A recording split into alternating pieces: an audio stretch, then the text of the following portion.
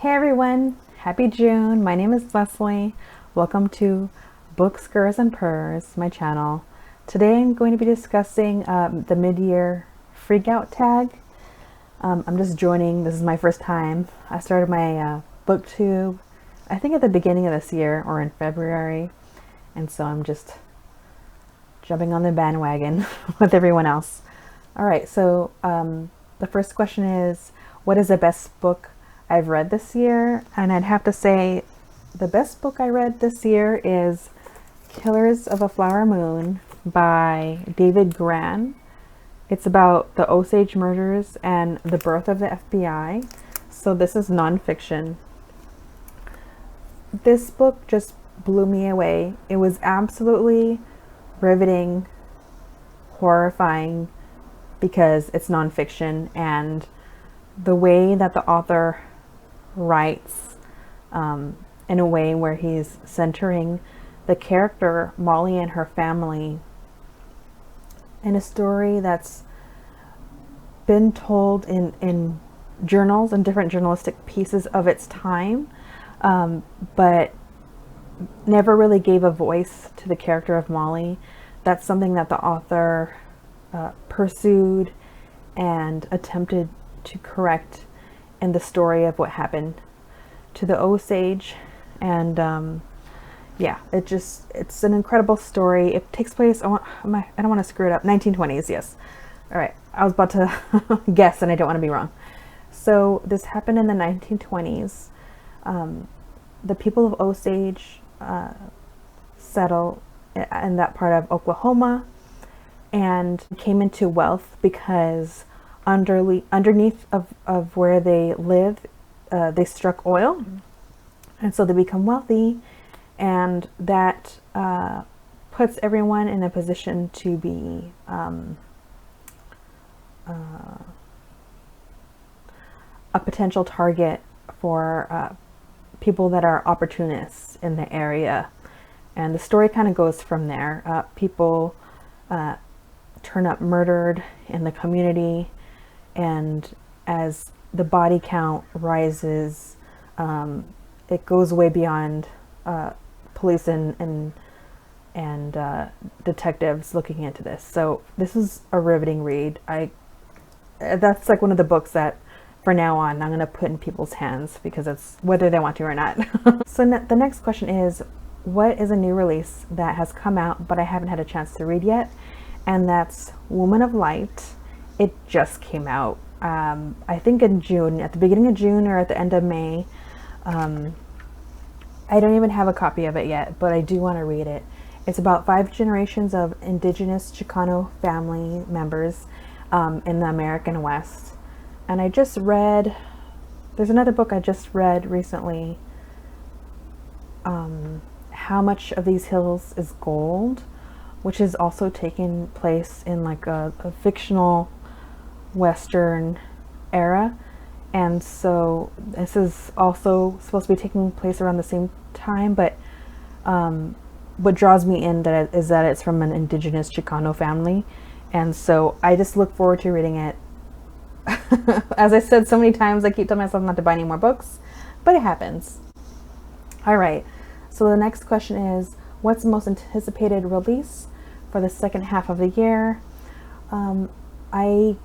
I'm not really as tapped into the book publishing world, so I researched some options, and I found out about a memoir called Why Didn't You Tell Me by Carmen Rita Wong, and it's going to release in July. And it's about the author growing up and wanting to belong. I'm reading my notes because it's something that I really don't know anything about. So the synopsis says, whether in Harlem among the Latina women like her mother, or in Chinatown with her immigrant father, when Carmen's mother Lupe remarries a white man, they move to the wealthy suburbs of New Hampshire. After Lupe quickly has 4 more children, Carmen's relationship with her mother becomes fraught. Carmen finally learns her mother's secret history and finds her own identity is shaken in this poignant memoir. So I love that idea that the book is a mystery. I love that it's about family. I don't know how far-fetched this is from the narrative that the author is creating, but I love watching the PBS show Finding Your Roots. I feel like that's a detective show, but just based on what someone's family and ancestors have been through. And so I think this is just right up my alley. I think I'm really going to enjoy that. So the next question is, what is the biggest disappointment so far? And that would have to be The Rebel Nun. I have it right here. I'm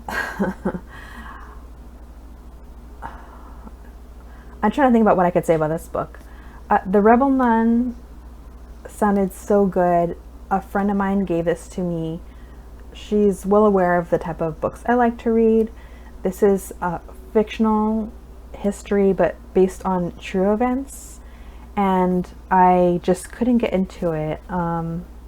It has, I don't want to like go into it too much, but as far as re-explaining the plot, but I'll just say it has a slow, meandering pace that doesn't really feel like it pays off, and it just didn't engage me. The story itself sounds so thrilling. The title alone, The Rebel Nun, immediately drew me in. And it does have discussions about the patriarchy and how this system affects women making any type of decisions or growth in their life, that they really don't have any rights. So I feel like this is more an afterthought, but I couldn't get into it. I could barely finish it. I didn't get very far. I got like 2/3 in, and then I like rushed through the end of it because I really didn't like it. So that was unfortunate, but the Rebel Nun was a disappointment for me. This year's biggest surprise is My Brother's Husband. I don't want to say too much yet because I haven't provided a review yet, but this is about a man who becomes a widower and really had no connection to his husband's family, and so takes off to Japan to acquaint himself with his deceased husband family. And this story explores how Japan is still very much a closeted society, and how this person that comes into this Canadian man's life kind of clashes and is embraced with not just a family, but with a community. Like, how do people interact with someone that's just so openly gay? So, this is a complete gem. I loved it. I immediately had a friend of mine read this because it was so good. All right, so the next question is, who is my new favorite author? And that is Hanif Abdurraqib, who wrote They Can't Kill Us Until They Kill Us. This book enthralled me. Look all the little notes I put. So this author is a cultural and music critic. I'm not familiar with his work at all. I don't really read musical criticism, so at all. I don't really have a criticism at all. So when I read this book, I was really just blown away about his musical criticism of all genres, and also his overarching conversation around racism and how he as a black man moves through the world and into these musical spaces and discusses what's the intent that the singer, songwriter, band had. What did they have intended for the music that they created? Who is this really for? Who's engaging with the music? Not just what is the creation of this music, but also how other music from a certain genre can be very much a reactionary or a response to a completely different genre. I hope I'm making sense. But he also wrote another book, and as soon as I read this one, I picked it up. I don't know if it mentions it in here. I don't think it does. But yeah, basically this is another author that anything else this author writes, I'll be reading. And I also take the time to look him up on YouTube and watch all his interviews, because he's just such a engaging, introspective person that I just love listening to. So the next question is, who is my new fictional crush? I don't really have one, but just for fun, I'll say that it's let me grab it for you. I have all these books near me and I don't want to drop any. So let's see how I do. So my literary crush is hopefully you can see this. It's Marco. Isn't that so ridiculous? That's like one of the issues is illustrated in the form of like one of those trash raunchy romances. So yeah, how can you not have a crush on this person with horns? You have me at horns.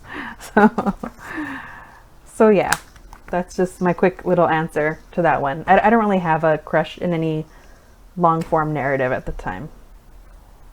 The next question is, who is my newest favorite character? And I'd have to say that's Kenya Davenport from the Love Cons.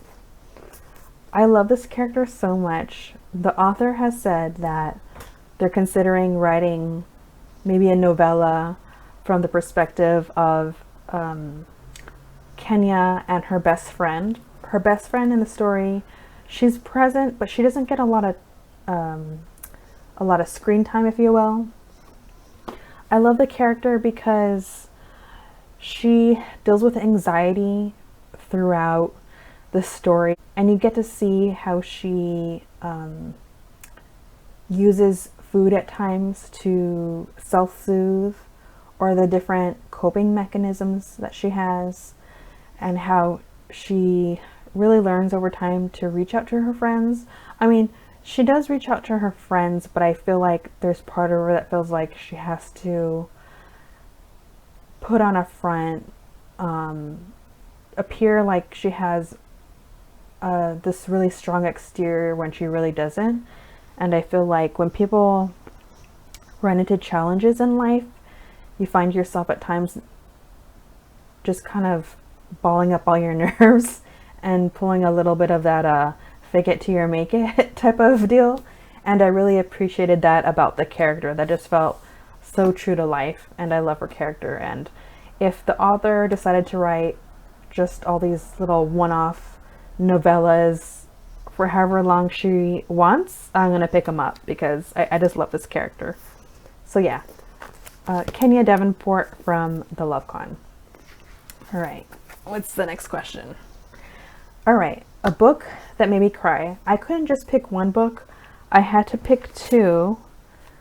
And the other one I already mentioned, and that's Killers of the Flower Moon. Sorry, I'm off screen here. What can I say?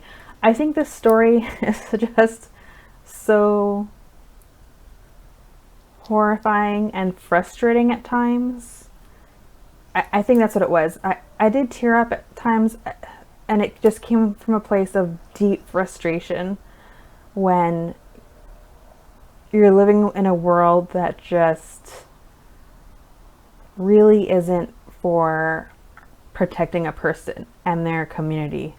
So that's what made me tear up at times. It was out of complete frustration, and I didn't really know how to outlet those feelings other than to cry, because there's nothing I could do because this story already happened. So another book that made me cry was Rabbit by Patricia Williams. And the reason that this book made me cry is that this is a memoir by a comedian I really love, Patricia Williams, also known as Miss Pat. There are just times in the book that you might think would make me cry because she went through some pretty horrific things.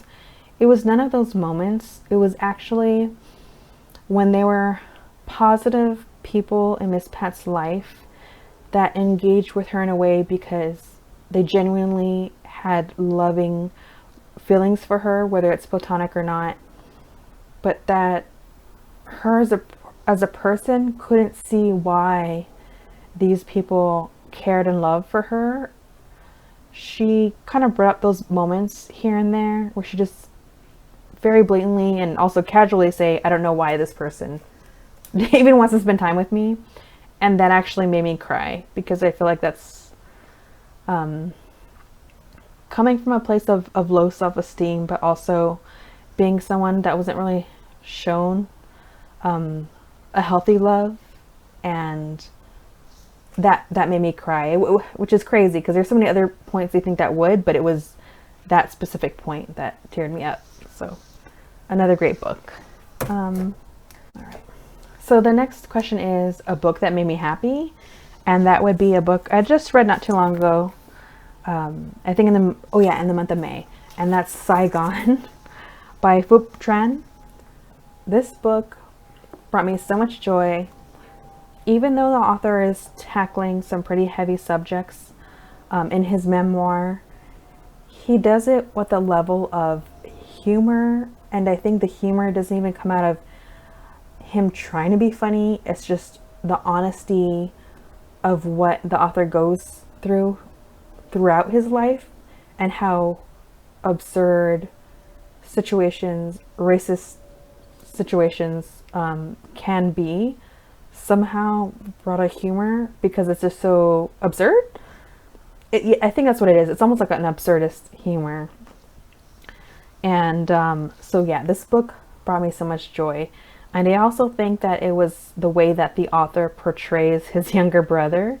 His younger brother is just someone that really speaks up for themselves.